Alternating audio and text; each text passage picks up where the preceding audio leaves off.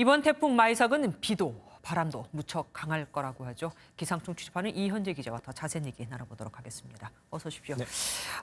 지난주에 왔던 태풍 바비보다 더 크게 이번 태풍이 발달을 했다고 하더라고요. 그 이유가 뭡니까? 네, 그건 태풍 발생 지점이 다르기 때문입니다. 바비는 대만 앞쪽 바다에서 발생했지만 마이삭의 경우 그보다 더 남쪽인 적도 근처 바다에서 발생했습니다. 네. 따뜻한 바다를 더 오래 거쳐오면서 더 크게 발달할 시간을 번 거죠. 바비의 경우에는 제주도 인근에서 매우 강상태가 됐지만 마이삭은 일본 오키나와 인근 바다에 도착한 그제 이미 매우 강상태로 발달한 채 우리나라로 다가왔습니다. 그러니까 바다를 더 많이 오래 거쳐왔기 때문에 그만큼 세진 것이다. 네, 그렇습니다. 그런데 이번에는 비바람뿐만 아니라 해일 피해까지 우려된다는 말이 있더라고요. 네, 맞습니다. 앞선 부산 지역 중계에서도 지금 언급이 됐지만 오늘부터 바닷물의 높이가 1년 중 가장 높은 백중사리 기간입니다. 네. 이때는 달과 지구, 태양이 일직선상에 놓이게 되는데요. 달과 지구의 거리가 가까워져 달이 바닷물을 더 높게 끌어올리게 됩니다. 해수면 높이 올라간 데다 바람까지 강하니까 파도가 높고 강해질 수밖에 없습니다. 네. 우리 기상청 예측대로면 경남 남해안으로 태풍이 상륙하게 되는데요.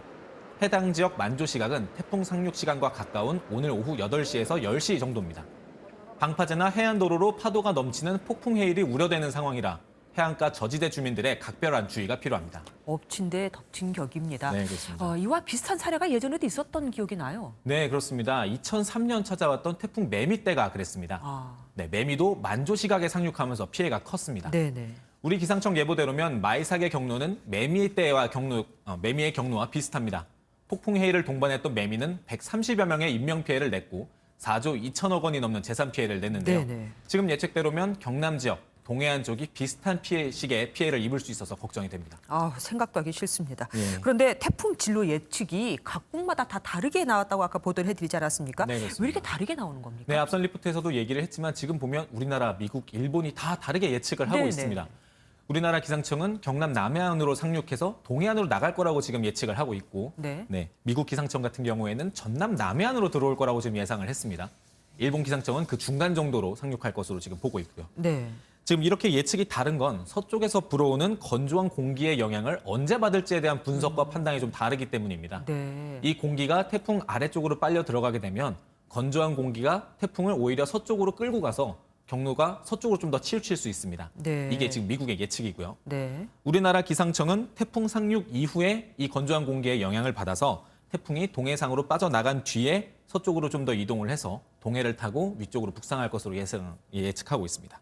만약 태풍이 서쪽으로 더 치우치게 된다면 당연히 우리나라 입장에서는 피해가 더 커지지 않겠습니까? 네, 마이삭이 이제 전남 남해안으로 들어오게 되는 그런 경우를 말씀하시는 건데요. 네네. 이건 이제 역대 최악의 태풍이라고 불렸던 2002년 태풍 루사와 비슷한 경로로 진행할 가능성이 있는 겁니다. 네. 앞서 보여드린 미국의 예측 경로와 루사의 경로를 비교해서 보면요. 전남 남해안 쪽으로 태풍이 상륙한다는 점이 비슷합니다. 이렇게 되면 태풍 중심부가 한반도를 관통하면서 서울 등 전국이 태풍의 영향권에 들게 됩니다. 네. 태풍 루사 당시에는 인명피해가 246명이나 발생을 했고 재산 피해도 5조 원이나 넘게 났습니다. 루사는 최대 순간 풍속이 초속 56m에 이르는 엄청나게 강한 태풍이었는데요. 마이삭이 그보다는 약하지만 상륙 시점에도 최대 순간 풍속이 초속 40m 안팎으로 예상돼 큰 피해를 주기에 충분하기 때문에 비바람 피해에 미리 대비하셔야 될 것 같습니다. 뿐만 아니라 산사태 피해 얘기도 나오더라고요. 네, 맞습니다. 지금 태풍이 상륙하면서 산사태 위험도 커졌습니다. 네. 산림청은 오늘 오전 7시를 기해 전국 17개 시도에 산사태 위기 경보를 경계 단계로 격상했습니다. 경계 단계는 대규모 산사태가 발생할 가능성이 있을 때 내려지는 조치입니다. 마이삭이 강한 비바람을 몰고 오는 데다가 올해 역대 가장 길었던 장마로 이미 산사태가 발생한 곳이 많잖아요. 네. 그래서 지대가 많이 약해져 있는 그런 탓도 있습니다. 만약 산사태 위험을 감지하셨다면 중앙산림재난상황실, 지방자치단체, 국유림관리소로 신고하시면 됩니다. 지난번 장마 피해에 대한 복구도 아직 다 안 끝난 곳이 많던데 큰일입니다. 네. 지금까지 이현재 기자였습니다.